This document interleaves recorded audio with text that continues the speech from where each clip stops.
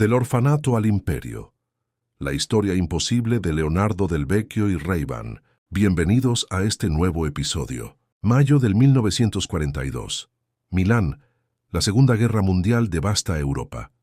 En una pequeña casa de 2 habitaciones en el barrio de Baggio, una viuda llamada Grazia Rocco toma la pluma con manos temblorosas. Su cuarto hijo tiene 7 años. No tiene para alimentarlo y está a punto de tomar la decisión más desgarradora de su vida. ¿Pueden imaginar ese momento? ¿El peso de esa decisión? Escribir una carta rogando que un orfanato acoja a tu propio hijo porque temes que muera de hambre en las calles de una Milán bombardeada. Grazia escribió estas palabras: «No tengo a nadie que lo cuide. El pequeño estaría en la calle y antes de que le suceda alguna desgracia, prefiero su internamiento, también para una educación más cuidadosa». Ese niño que ella dejó en el orfanato Martinit aquel día de 1942 se llamaba Leonardo Del Vecchio. 80 años después, ese mismo niño abandonado moriría siendo el segundo hombre más rico de Italia, con un patrimonio de 27.300 millones de dólares. El rey indiscutible de un imperio que controla el 90% de las gafas del mundo. El hombre detrás de Ray-Ban, Oakley, LensCrafters y decenas de marcas que todos conocemos. Un imperio de 180.000 empleados en todo el planeta. Pero esta no es solo la historia de cómo alguien pasó de la pobreza a la riqueza.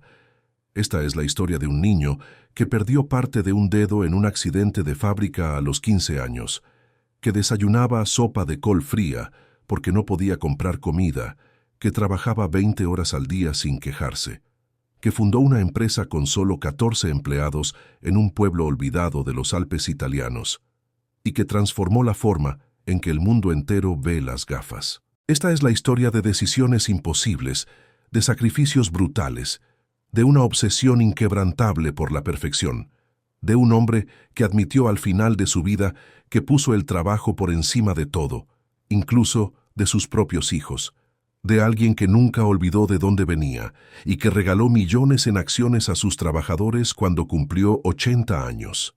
Hoy vamos a descubrir cómo Leonardo Del Vecchio construyó no solo un imperio, sino un legado que cambió una industria completa. Y más importante aún, ¿qué podemos aprender de un hombre que nunca permitió que sus orígenes definieran su destino?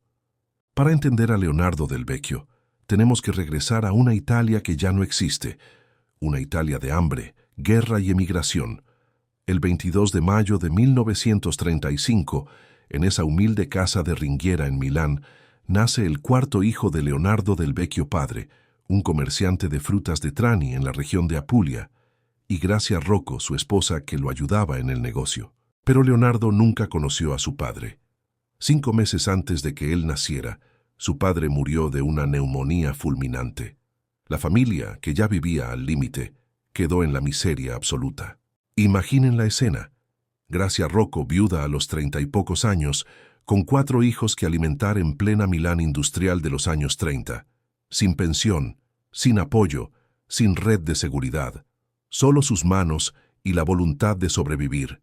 Durante los primeros 7 años de Leonardo, Grazia hizo lo imposible. Trabajaba en una fábrica, llegaba a casa exhausta, intentaba mantener unidos a sus hijos. Pero la guerra llegó a Italia. Los bombardeos sobre Milán se intensificaban. El hambre se hacía insoportable. Y un día Grazia tuvo que enfrentar la verdad más dura. No podía salvar a todos. Aquí está la primera lección de esta historia. A veces el amor más grande se expresa en las decisiones más dolorosas. Grazia no abandonó a Leonardo por desamor. Lo entregó al orfanato porque lo amaba demasiado como para verlo morir de hambre. ¿Cuántas veces en tu vida has tenido que elegir entre lo que quieres y lo que es necesario? ¿Cuántas veces has confundido rendición con estrategia? En mayo de 1942, Grazia escribió aquella carta desgarradora a la dirección del orfanato Martinit. En ella se comprometía a pagar 60 liras al mes por el cuidado de su hijo, una cantidad que apenas podía permitirse. La carta terminaba con estas palabras: «Hago mis más humildes disculpas y agradecimientos anticipados, con respetos y deberes». El 27 de mayo, Leonardo Del Vecchio ingresó al Instituto Martinit de Milán. Este no era un orfanato cualquiera. El Martinit Era una institución histórica fundada en 1532 que había formado a generaciones de huérfanos milaneses. Entre sus muros habían crecido Angelo Risoli, que fundaría una de las editoriales más importantes de Italia, y Edoardo Bianchi, creador de la legendaria fábrica de bicicletas. El Martinit tenía fama de ser duro, disciplinado, implacable. Y allí, en ese lugar de corredores fríos y disciplina militar, Leonardo pasaría los siguientes 7 años de su vida. Décadas después, Leonardo diría algo sorprendente sobre el orfanato. Fue mi suerte. Se convirtió en mi familia, estaba bien y me enseñaron las reglas. No había resentimiento en sus palabras, solo gratitud. Esta es la segunda lección. El contexto no determina el destino, pero la actitud sí. Leonardo pudo haberse convertido en una víctima de sus circunstancias, pudo haber cargado toda su vida con el resentimiento del abandono, pero eligió ver el orfanato como una oportunidad, no como una condena. ¿Qué narrativa estás construyendo sobre tus propias dificultades? ¿Te defines por lo que te quitaron o por lo que aprendiste? En el Martinit, Leonardo aprendió algo fundamental: la precisión. Los niños del orfanato recibían formación profesional rigurosa. Leonardo demostró talento para la caligrafía. Era él quien escribía las cartas oficiales para las monjas, con su letra impecable y ordenada. Aprendió disciplina férrea. Se castigaba hasta la más mínima transgresión. Aprendió a valorar cada migaja de pan, porque desperdiciar comida significaba castigo severo, y aprendió que en este mundo nadie te regala nada. A los 14 años, siendo uno de los estudiantes más destacados, le permitieron salir antes de tiempo del orfanato. Era 1949. La guerra había terminado, pero Italia seguía siendo un país destruido. Leonardo necesitaba trabajar. Y encontró su primer empleo en Johnson, una pequeña fábrica que tallaba copas y medallas en metal. Su salario por 10 días de trabajo era de 300 liras, el equivalente a 15 céntimos de euro. Una miseria. Pero Leonardo había encontrado algo más valioso que dinero. Había descubierto su obsesión. En esa fábrica polvorienta, entre el ruido de las máquinas y el olor a metal caliente, Leonardo del Vecchio se enamoró del arte del grabado en metal, del trabajo de precisión, de transformar materiales simples en objetos bellos y funcionales, y tomó una decisión que cambiaría todo. Usaría sus miserables ingresos para inscribirse en los cursos nocturnos de incisión y diseño en la Academia de Brera, una de las escuelas de arte más prestigiosas de Italia. Imaginen la rutina de este adolescente: levantarse al alba, trabajar todo el día en la fábrica comprando almuerzos para sus compañeros mientras él mismo comía sopa de col fría que su madre le preparaba en una olla, trabajar hasta el anochecer y luego caminar hasta la Academia de Brera para estudiar hasta la medianoche, dormir 4 o 5 horas y repetir. Durante esos años aprendió a trabajar con matrices para piezas de automóviles y monturas de gafas. Y fue precisamente ese conocimiento técnico, esa obsesión por la precisión milimétrica, lo que lo llevaría a su próximo paso. Pero antes vendría la cicatriz que llevaría toda su vida. Un día, en medio del trabajo en la fábrica, una máquina atrapó su mano. Leonardo perdió parte de su dedo índice izquierdo en el accidente.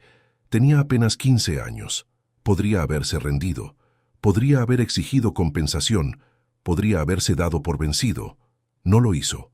Años después, cuando ya era multimillonario, Leonardo diría sobre esas jornadas de 20 horas y el accidente que le costó parte de su dedo: no me arrepiento ni un ápice.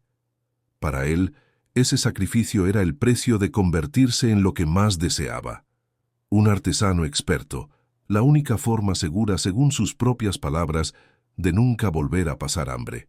Aquí está la tercera lección, y es brutal. El éxito extraordinario exige sacrificio extraordinario. Leonardo literalmente perdió parte de su cuerpo en el camino. ¿Estás dispuesto a pagar el precio de tus sueños? No hablo de sacrificar tu salud o tu familia, sino de renunciar a la comodidad, al descanso, a la vida fácil. La mayoría de nosotros queremos el resultado, pero no estamos dispuestos a pagar la cuota de entrada. A los 22 años, Leonardo ya no era un niño. Era un artesano capacitado, preciso, obsesivo, pero seguía siendo pobre, y tomó entonces la decisión que lo cambiaría todo. Se mudaría de Milán. Primero fue a Pieve-Tesino, donde trabajó como obrero en una fábrica de grabados en metal, y luego, en 1958, con 23 años, escuchó sobre una oportunidad en un pequeño pueblo llamado Agordo, perdido entre las cimas de los Dolomitas, en la provincia de Belluno. Este pueblo, alguna vez próspero por sus minas, estaba muriendo. Los jóvenes emigraban. Las minas habían cerrado. El desempleo era masivo. El gobierno local estaba desesperado y ofrecía algo radical: tierras gratis a quien quisiera abrir un negocio allí. Leonardo lo vio claro. Agordo estaba en el corazón del distrito italiano de la óptica, en el Cadore. Allí se fabricaban monturas de gafas, y él sabía cómo trabajar el metal con precisión milimétrica. En 1958, Leonardo del Vecchio llegó a Agordo con una maleta, su mano con 3 dedos y medio, y una determinación que rayaba en la locura. Abrió una pequeña tienda de monturas para gafas. El orfanato había quedado atrás. La verdadera batalla estaba por comenzar. Durante los primeros 3 años en Agordo, Leonardo del Vecchio trabajó solo o con 1 o 2 empleados, fabricando componentes metálicos para monturas de gafas que vendía a otras empresas. Era un subcontratista, un proveedor, invisible. Pero sus piezas tenían algo diferente. Eran perfectas. Leonardo aplicaba a cada tornillo, cada bisagra, cada detalle la misma obsesión por la precisión que había aprendido en el Martinit y perfeccionado en la Academia de Brera. Y poco a poco, los fabricantes de gafas empezaron a notar la calidad de su trabajo. Entre esos clientes estaban Francesco da Cortà y Vittorio Toscani, 2 empresarios sólidos de la región, propietarios de Metalflex y figuras respetadas en la industria del Cadore. Ellos vieron en Leonardo no solo a un proveedor talentoso, sino a un socio potencial. Y el 27 de abril de 1961, todo cambió. Ese día Leonardo del Vecchio, junto con da Cortà y Toscani como socios financieros, fundó oficialmente Luxottica S.A.S. en Agordo. El nombre era una combinación de las palabras italianas luce, luz, y ótica, óptica. Empezaron con 14 empleados. Entre esos 14 había un hombre que merece ser mencionado: Luigi Francavilla.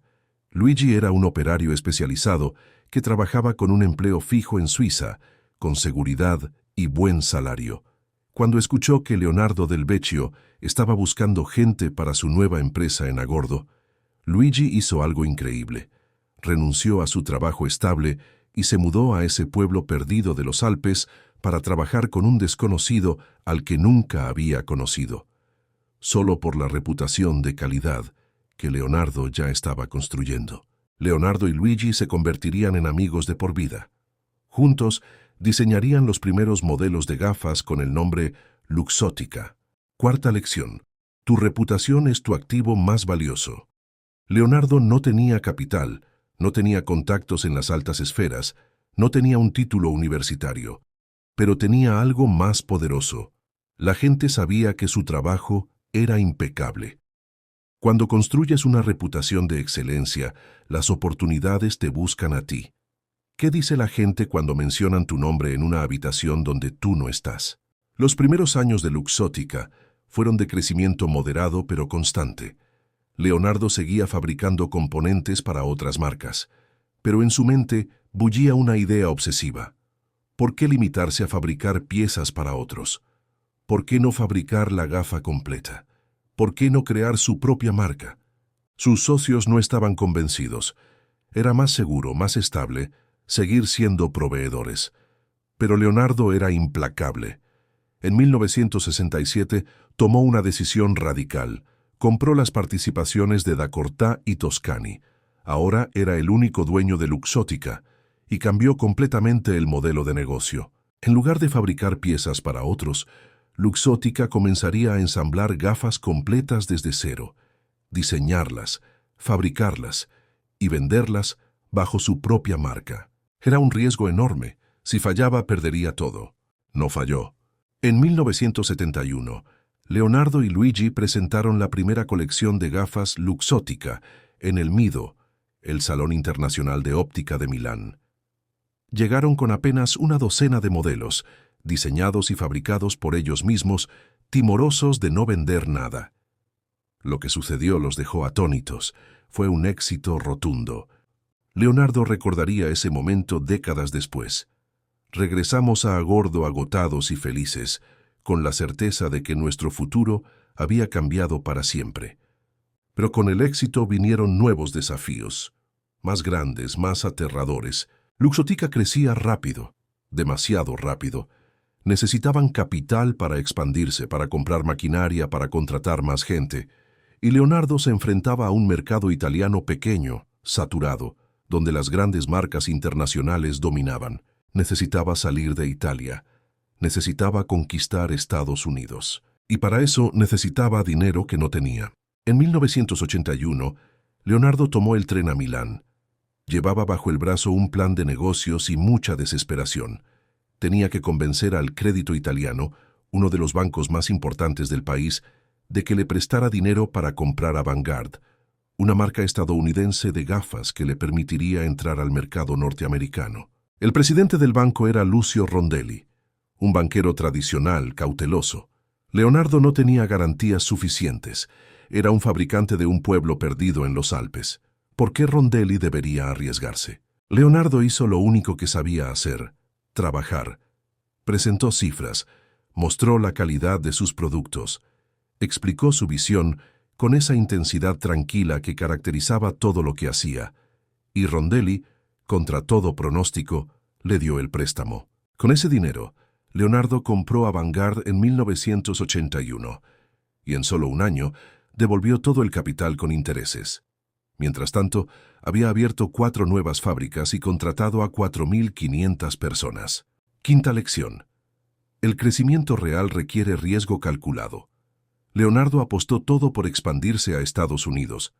Pudo haber fracasado y perderlo todo, pero había hecho su tarea. Conocía su producto, conocía su capacidad. No era un salto al vacío, era un salto medido. ¿Cuántas oportunidades has dejado pasar por miedo? ¿Cuántas veces has confundido prudencia con cobardía? Pero Estados Unidos era solo el principio. Leonardo tenía una visión más grande, más audaz. Quería controlar toda la cadena de valor de las gafas, desde el diseño hasta la venta final, fabricación, distribución, retail, todo. En 1974, había comprado Scarrone, una cadena de tiendas minoristas. Por primera vez, Luxottica controlaba el producto desde la fábrica hasta el cliente final. Esta estrategia de integración vertical era revolucionaria en la industria de las gafas, y Leonardo la ejecutó con precisión quirúrgica durante las siguientes décadas. En 1985, sintiendo que las operaciones diarias lo alejaban de su verdadera pasión, el diseño, la innovación, la estrategia, Leonardo cedió el puesto de CEO a Roberto Chemello y se convirtió en presidente. Ahora podía concentrarse en pensar a largo plazo. Y en 1988 firmó un acuerdo que cambiaría la industria para siempre. Una licencia con Giorgio Armani. Era la primera vez que una casa de moda de lujo permitía que un fabricante de gafas diseñara, produjera y vendiera gafas bajo su marca. Armani recibiría regalías. Luxottica tendría el prestigio de una marca global. Era una alianza perfecta. Sexta lección. La innovación no siempre es tecnológica. A veces es solo ver una oportunidad que todos los demás ignoraron. Leonardo no inventó una nueva forma de hacer gafas, inventó una nueva forma de hacer negocios. ¿Qué modelo de negocio obsoleto estás siguiendo solo porque es como siempre se ha hecho? El acuerdo con Armani abrió las compuertas. Pronto, Bulgari, Chanel, Prada, Versace, todas las grandes casas de moda querían que Luxottica fabricara sus gafas. Leonardo estaba construyendo un imperio, pero todavía faltaba la corona. En 1990, Luxottica salió a bolsa en la Bolsa de Nueva York. Era un momento histórico. Una empresa italiana, nacida en un pueblo de 3.000 habitantes en los Alpes, tocaba la campana en Wall Street. El capital que obtuvo de la salida a bolsa le permitió comenzar la década más agresiva de adquisiciones en la historia de las gafas. En el 1990, compra Vogue Eyewear. 1995, compra Persol, la icónica marca italiana, US Shoe Corporation, dueña de LensCrafters, la cadena de ópticas más grande de Estados Unidos. 1999, el movimiento definitivo. Leonardo compra Ray-Ban por $640 millones. Ray-Ban, los lentes de los aviadores en la Segunda Guerra Mundial, los lentes de James Dean, de Tom Cruise en Top Gun, de los íconos del cine y la música, una de las marcas más reconocidas del planeta. Pero cuando Leonardo la compró, Ray-Ban estaba en decadencia. La marca había perdido su lustre, las ventas caían, muchos pensaron que había pagado demasiado. Leonardo sabía algo que otros no veían. Ray-Ban no era solo una marca de gafas, era un símbolo cultural, y con el poder de fabricación, distribución y marketing de Luxottica detrás, podía resucitarla. Y eso fue exactamente lo que hizo. En pocos años, Ray-Ban volvió a ser el estándar de oro de las gafas de sol. Leonardo no solo salvó la marca, la convirtió en la más valiosa de su imperio. Séptima lección. A veces el valor no está en crear algo nuevo, sino en revivir algo olvidado. Leonardo vio potencial donde otros vieron obsolescencia. ¿Qué oportunidades estás ignorando porque parecen viejas o pasadas de moda? ¿Qué podrías rescatar y transformar con tu visión? Pero el camino no fue sin tropiezos. En 1997-1998, Leonardo enfrentó acusaciones de evasión fiscal. La Comisión Fiscal de Belluno lo condenó a pagar al Estado italiano 20.4 millones de euros. Fue un escándalo, un golpe a su reputación. Pero Leonardo pagó, limpió su nombre y siguió adelante. Y continuó comprando. 2001. Sunglass Hut, la cadena de tiendas de gafas de sol más grande del mundo. 2003. OPSM, la mayor cadena de ópticas de Australia. 2004. Pearl Vision y Cole National. 2006. Surface. Y en 2007, el golpe maestro, la adquisición de Oakley por $2.1 mil millones. Oakley era la marca líder en gafas deportivas con sede en California, amada por atletas y entusiastas del deporte extremo. Su adquisición fue hostil y controvertida, pero Leonardo ganó. Ahora Luxottica controlaba todo, desde las gafas de sol de moda hasta las gafas deportivas de alta tecnología, desde las cadenas de retail hasta los contratos de licencia con las marcas de lujo más exclusivas del mundo. Leonardo Del Vecchio, el niño del orfanato que comía sopa de col fría, controlaba el 90% del mercado mundial de gafas. Sus competidores lo llamaban el padrino de la industria. Algunos lo acusaban de crear un monopolio, otros lo admiraban por su visión y audacia. Leonardo simplemente seguía trabajando. Para 2004, Leonardo Del Vecchio había construido un imperio que parecía invencible. Luxottica cotizaba en Nueva York y Milán. Sus ingresos superaban los miles de millones. Era el rey indiscutible de las gafas. Y entonces Leonardo hizo algo inesperado. Se retiró. El 27 de julio de 2004, Leonardo cedió el cargo de CEO a Andrea Guerra, un ejecutivo brillante, y se quedó como presidente del consejo. Tenía 69 años. Había trabajado sin descanso durante más de 4 décadas. Merecía un descanso. Pero descanso y Leonardo Del Vecchio no eran palabras que pertenecieran a la misma oración. Durante los siguientes 10 años, Guerra dirigió Luxottica con éxito. La empresa siguió creciendo. Todo parecía ir bien, pero Leonardo, desde su posición de presidente, observaba, y no le gustaba todo lo que veía. Sentía que la empresa estaba perdiendo su chispa, su audacia, su hambre, que se estaba volviendo complaciente, que estaban gestionando un imperio en lugar de construir uno. Y en 2014, algo en Leonardo estalló. Una mañana, durante una reunión del consejo directivo, sucedió algo que se volvería legendario en los pasillos de Luxottica. Leonardo estaba sentado al lado de Andrea Guerra. Escribió algo en un pedazo de papel, lo dobló y se lo pasó discretamente. Guerra abrió el papel. En él, con la caligrafía perfecta que Leonardo había aprendido en el orfanato Martinit 70 años atrás, decía simplemente Esto es de la familia Del Vecchio. Era una declaración de guerra. Leonardo estaba retomando el control. Guerra renunció poco después.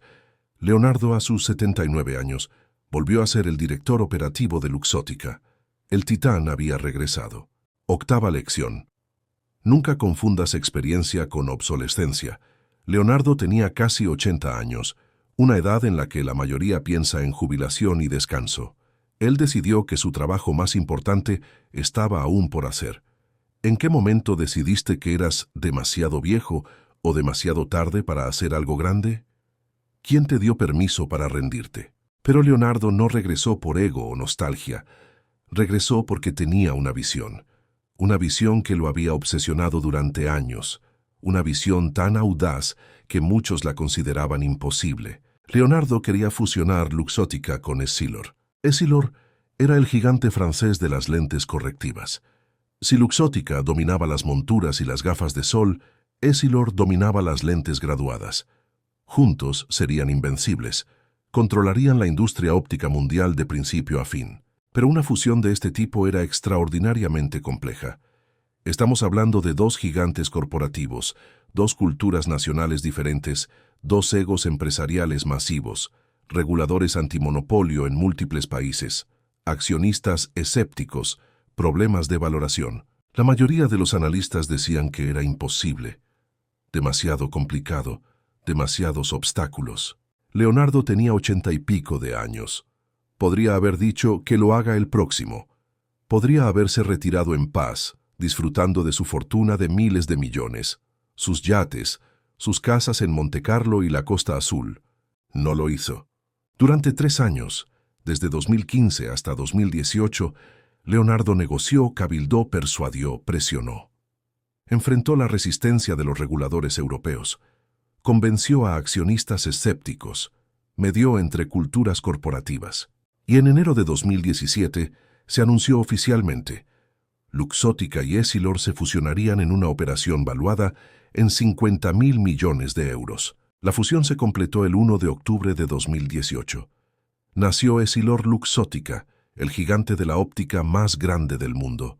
180.000 empleados, presencia en más de 150 países, ingresos de 17.8 mil millones de euros en 2021. Leonardo Del Vecchio, el niño que había llegado al orfanato con hambre, se convirtió en presidente ejecutivo del mayor imperio óptico de la historia humana. Novena lección.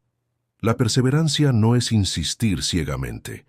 Es mantener la visión mientras ajustas la táctica 1000 veces. Leonardo pasó 3 años negociando esta fusión.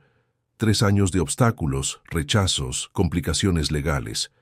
¿Cuántas de tus metas importantes has abandonado después de 3 meses?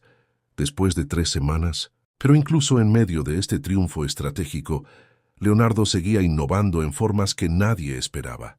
En 2021, Essilor Luxottica, junto con Meta, anteriormente Facebook, lanzó Ray-Ban Stories, gafas inteligentes. No eran solo gafas de sol, eran un dispositivo tecnológico que podía tomar fotos, grabar videos, hacer llamadas, todo integrado en un diseño clásico de Ray-Ban. Era el puente entre la moda y la tecnología, entre lo analógico y lo digital, entre el presente y el futuro. Leonardo, a sus 86 años, se reunió personalmente con Mark Zuckerberg en Milán.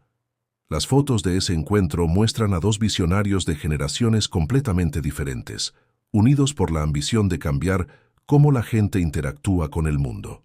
Ray-Ban Stories se convertiría en una pieza clave del metaverso que Zuckerberg estaba construyendo.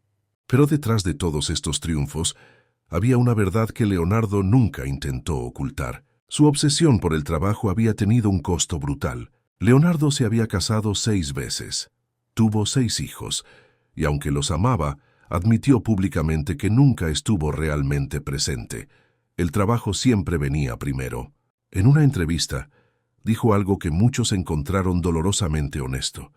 Siempre puse mi trabajo por encima de mi vida privada. Es mi único arrepentimiento. Luciano, su hijo mayor, recordó que cuando era niño su padre pasaba tanto tiempo en la oficina que Luciano creía que su padre dormía ahí. Leonardo simplemente no estaba. Las cenas familiares, los cumpleaños, los partidos de fútbol, siempre había una reunión más importante. Un trato que cerrar, una decisión que tomar. Era el precio del imperio. Y Leonardo lo pagó. 10ª lección. Y tal vez la más importante. El éxito sin balance es una victoria vacía. Leonardo construyó un imperio, pero perdió pedazos de su vida personal que nunca podría recuperar. Cuando llegues al final de tu vida, ¿qué te dará más paz? ¿Tu cuenta bancaria o tus relaciones? Esta no es una lección sobre renunciar a la ambición. Es una lección sobre definir qué significa realmente tener éxito. Para el año 2022, Leonardo Del Vecchio ocupaba el segundo lugar en la lista de los italianos más ricos, con un patrimonio neto de 27.300 millones de dólares, solo detrás de Giovanni Ferrero, heredero del imperio del chocolate. Pero las cifras apenas capturan la magnitud de su impacto. Leonardo transformó por completo la industria de las gafas. Antes de él, era un sector fragmentado, artesanal, localizado. Después de él, se convirtió en una industria global, integrada, sofisticada. Él popularizó el modelo de licencias de lujo. Armani, Chanel, Prada, Versace, Burberry, Dolce & Gabbana. Todas estas marcas confían el diseño y fabricación de sus gafas a EssilorLuxottica. Luxottica recibe aproximadamente el 85% de los ingresos, mientras que las casas de moda reciben regalías del 15%. Él controló la cadena completa, desde el diseño en Milán, pasando por la fabricación en Agordo, hasta la venta en LensCrafters, Sunglass Hut, Pearl Vision, OPSM y miles de tiendas más en todo el mundo. Cuando compras unas gafas Ray-Ban en una tienda LensCrafters, cada centavo de esa transacción, desde la fabricación hasta la venta, pasa por empresas que Leonardo construyó. Sus competidores lo acusaron de monopolizar la industria. Sus críticos dijeron que sus prácticas subían artificialmente los precios de las gafas. Leonardo respondía con números. Sus empleados tenían trabajos estables, buenos salarios, beneficios. Sus productos tenían calidad mundial. Sus marcas eran amadas globalmente. ¿Era un monopolio, tal vez? ¿Era efectivo? Indiscutiblemente. Pero el verdadero legado de Leonardo no estaba solo en su imperio empresarial. Estaba en lo que hizo con su riqueza y poder. 11ª lección. El verdadero poder no es cuánto puedes acumular, sino cuánto puedes impactar. Leonardo no se conformó con ser rico. Quiso cambiar una industria entera. ¿Cuál es tu ambición? ¿Ganar más o importar más? En sus últimos años, Leonardo se enfocó obsesivamente en asegurar que su legado perdurara más allá de él. En 2015, cuando cumplió 80 años, hizo algo extraordinario. Regaló acciones de Luxottica valoradas en 370 millones de euros a los empleados que llevaban más de 10 años en la empresa. Miles de trabajadores en las fábricas de Agordo y Sedico recibieron acciones reales de la compañía que ayudaron a construir. Leonardo dijo en ese momento: «Decidí celebrar mis 80 años compartiendo parte de lo que he construido con quienes me han acompañado en este largo camino». Fue un gesto sin precedentes en el capitalismo italiano. No era una bonificación, no era un truco de relaciones públicas, era un reconocimiento genuino de que su éxito había sido construido sobre las espaldas de miles de trabajadores leales. Además, Leonardo donó millones a causas educativas y científicas en Italia, financió becas para huérfanos, apoyó proyectos de investigación en oftalmología. Nunca olvidó el orfanato que le dio una oportunidad cuando nadie más lo haría, y mantuvo vivo a Agordo, ese pueblo que lo acogió cuando tenía 23 años y ningún futuro aparente. Hoy, gracias a Luxottica, Agordo es uno de los centros manufactureros de alta tecnología más importantes de Europa. Lo que era un pueblo moribundo de mineros desempleados es ahora un símbolo de excelencia industrial italiana. Leonardo salvó a Agordo, y Agordo nunca lo olvidó. La mañana del 27 de junio de 2022, Leonardo Del Vecchio no despertó. Murió en su casa de Milán a los 87 años. La noticia sacudió Italia. Los titulares de los periódicos hablaban del último gran empresario italiano, del rey de las gafas, del símbolo del milagro económico italiano. Su funeral fue modesto, según sus deseos. Fue enterrado en el cementerio de Agordo, el pueblo que lo acogió y que él salvó del olvido. En los días posteriores a su muerte, salieron a la luz historias que Leonardo nunca había publicado, gestos que nunca había alardeado. Se supo que financió silenciosamente la educación universitaria de decenas de jóvenes del orfanato Martinit, el mismo donde él creció.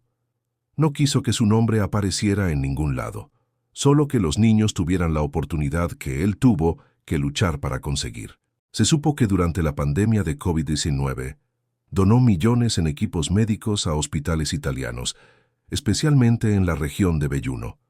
Cuando le preguntaron por qué no lo hizo público, respondió: «No hago estas cosas por reconocimiento. Las hago porque es lo correcto». Se supo que pagó personalmente los tratamientos médicos de varios empleados que enfrentaban enfermedades graves. Nunca lo mencionó. Simplemente les dijo: «Concéntrate en mejorar. De lo demás, nos encargamos nosotros». Lección 12. La generosidad más poderosa es la que nadie ve. Leonardo no necesitaba validación pública para sus actos de bondad. Los hizo porque su compás moral le decía que era lo correcto. ¿Cuántas de tus buenas acciones están condicionadas a que alguien las vea? ¿Qué harías si nadie nunca se enterara? Pero la muerte de Leonardo también desató algo que él temía: una guerra de sucesión. Leonardo dejó un patrimonio de 27.3 mil millones de dólares. Tuvo 6 hijos de diferentes matrimonios. Y aunque intentó estructurar un plan de sucesión claro, sus herederos tenían ideas diferentes sobre cómo manejar el imperio. La familia del Vecchio se dividió. Hubo disputas legales, acusaciones mutuas, batallas por el control de Delfín, la holding familiar que controlaba EssilorLuxottica. Era el costo de construir un imperio tan grande. Nadie más podía llenarlo. Leonardo había sido el único capaz de mantener unidas todas las piezas. Sin él, el cemento empezó a agrietarse. Francesco Milleri, su mano derecha durante años, tomó el mando operativo de EssilorLuxottica. Pero la visión, la audacia, la obsesión, eso era irreemplazable. Lección 13. Imperios construidos alrededor de una sola persona raramente sobreviven intactos a su creador. Leonardo lo sabía. Intentó preparar a sus sucesores. Pero algunas visiones son intransferibles. ¿Qué estás construyendo que pueda sobrevivir sin ti? ¿O todo depende de tu presencia constante? Sin embargo, hay algo más profundo que analizar sobre el precio que Leonardo pagó. Él admitió que puso su trabajo por encima de todo, que sacrificó matrimonios, tiempo con sus hijos, momentos que nunca podría recuperar. Y aunque se arrepintió de esto al final, nunca dejó de trabajar. Incluso en sus últimos años, cuando ya tenía miles de millones, cuando ya no tenía nada que probar, Leonardo seguía llegando a la oficina, seguía tomando decisiones, seguía obsesionado. ¿Por qué? En una entrevista, le preguntaron qué lo motivaba ahora que ya había ganado más dinero del que podría gastar en 1000 vidas. Leonardo respondió algo revelador: «No trabajo por dinero. Nunca trabajé por dinero. Trabajo porque no sé hacer otra cosa. Trabajo porque cuando trabajo, sé quién soy». Ahí está la verdad cruda. Leonardo encontró su identidad en el trabajo, no en sus relaciones, no en sus hobbies, no en el descanso, en el trabajo. Y esa es la paradoja de su vida. Lo que lo salvó también lo consumió. Lección 14. Tu mayor fortaleza puede convertirse en tu mayor prisión. La obsesión de Leonardo por el trabajo lo llevó a la cima, pero también lo aisló de conexiones humanas profundas. ¿Qué parte de tu identidad está tan atada a lo que haces que ya no sabes quién eres sin ello? ¿Eres tu trabajo o eres una persona que trabaja? Pero sería injusto terminar esta sección solo con las pérdidas, porque Leonardo también transformó su dolor en propósito de formas muy concretas. Recordaba el hambre, y por eso se aseguró de que ninguno de sus empleados pasara por lo que él pasó.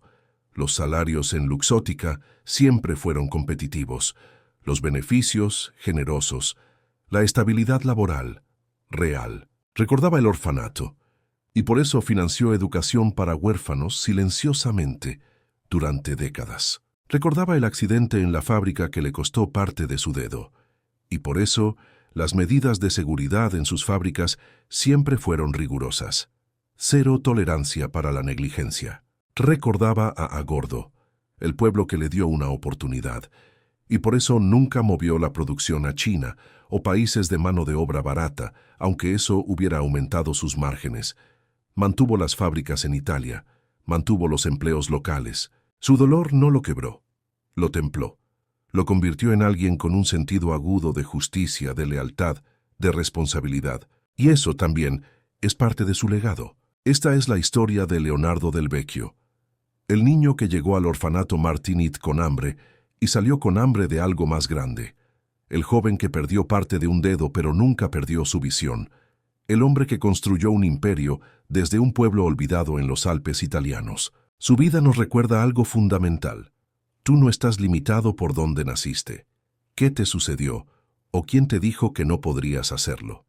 Estás limitado únicamente por la narrativa que eliges creer sobre ti mismo. Leonardo eligió creer que merecía más que la miseria, que sus manos podían crear belleza, que su visión podía transformar una industria, y vivió cada día como si esa creencia fuera verdad, hasta que finalmente lo fue. Pero también nos dejó una advertencia. No confundas el éxito con la plenitud. No sacrifiques lo irreemplazable, tiempo con quienes amas, tu salud, tu paz interior, por lo reemplazable, dinero, estatus, poder, porque puedes ganar el mundo entero y aún sentirte vacío. O puedes construir algo significativo mientras mantienes intacto lo esencial.